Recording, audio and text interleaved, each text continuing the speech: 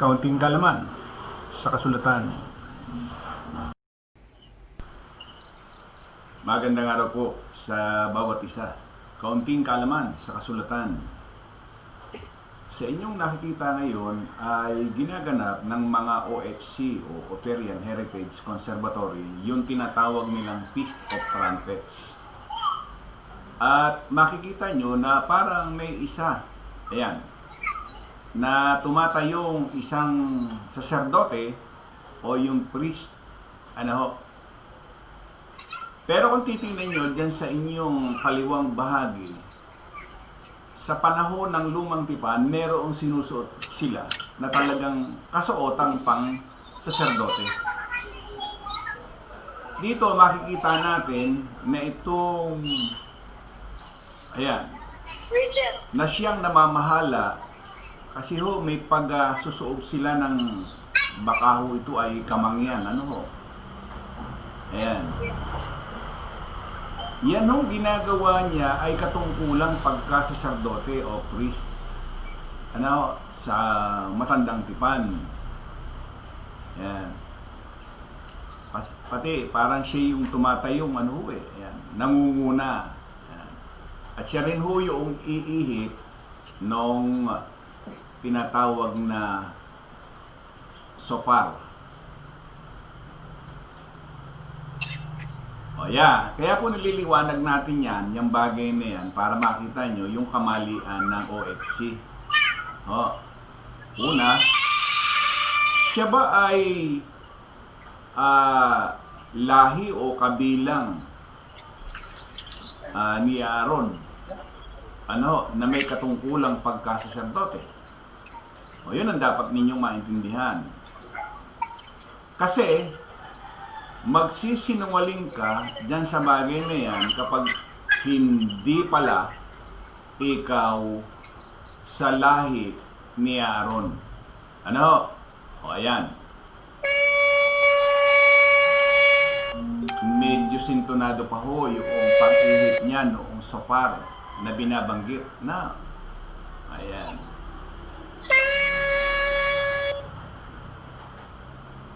Medyo katawa-tawa. Hindi ganyan.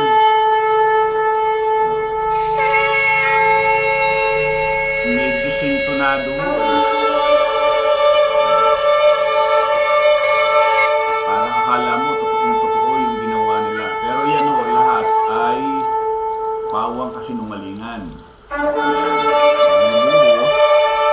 Hindi natin alam kung ano yung binubuhos na yun.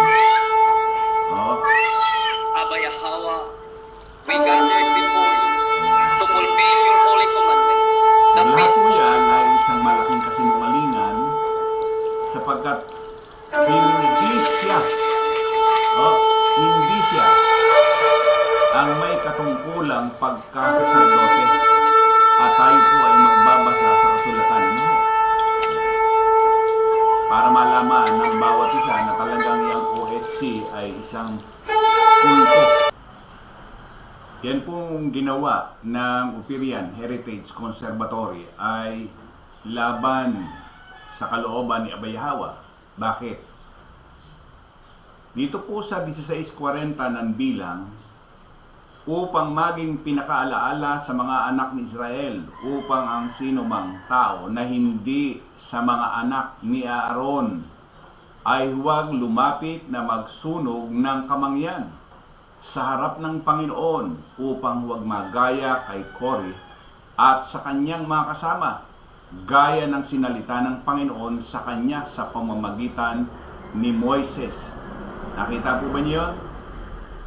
Hindi pwede ang sinumang tao na basta-basta magsusunog ng kamangyan. At dito sa bilang 3 at iyong ihalal si Aaron at ang kanyang mga anak at kanilang gaganapin ang kanilang pagkasaserdote at ang taga-ibang bayan na lumapit ay papatayin. Ganon ka selan yang pagiging saserdote, hindi basta-basta kung sino lamang Ano ho? O yung ginawa ng OHC na yan, laban yan sa kalooban ni YAHWH. O doon sa mga napaniwala nito ni Mr. Narrator, isang malaking kasinungalingan po yan. Sa 3:38, yung parimbilang.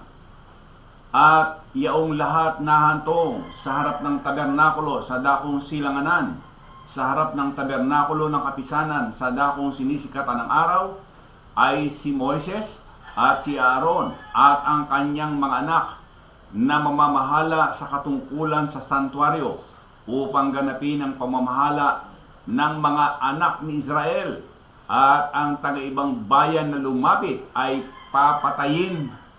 Nakuha po ba ninyo yan? Sino yan? Sino yung nagpanggap na saserdote? Yan po pala ay tangi lamang kay Aaron. Di ba? 18.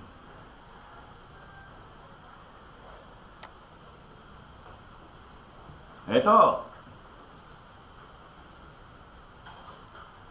1. At sinabi ng Panginoon kay Aaron, ikaw at ang iyong mga anak at ang sangbahayan ng iyong mga magulang na kasama mo ay magtataglay ng kasamaan ng santuaryo.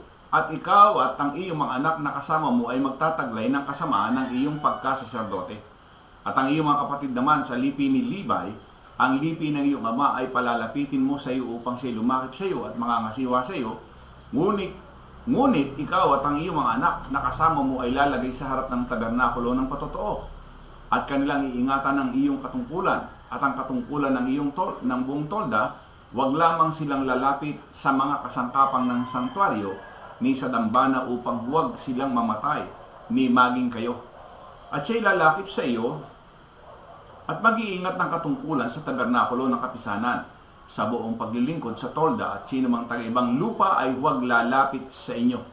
At inyong iingatan ang katungkulan ng santuaryo at ang katungkulan ng dambana upang huwag nang magkaroon pa ng kagalitan sa mga anak ni Israel. At ako, narito aking pinili ang inyong kapatid na mga Levita sa gitna ng mga anak ni Israel. At sa inyo sila ay isang kaloob na bigay ng Panginoon upang gawin ang paglilingkod sa tabernakulo ng kapisanan. At iingatan mo at ang iyong mga anak na kasama mo at ang inyong pagkasaserdote sa bawat bagay ng dambana. At doon sa loob ng tabing at kayo maglilingkod, aking ibinibigay sa inyo ang pagkasaserdote na parang isang paglilingkod na kaloob, at ang taga-ibang lupa na lumapit ay papatayin. Napakaselan, ano po? Sila basta-basta na lamang nagkaroon ng ritual na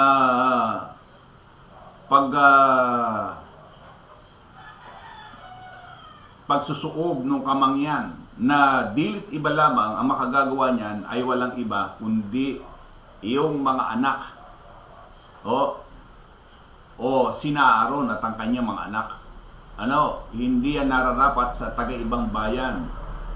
Ayan.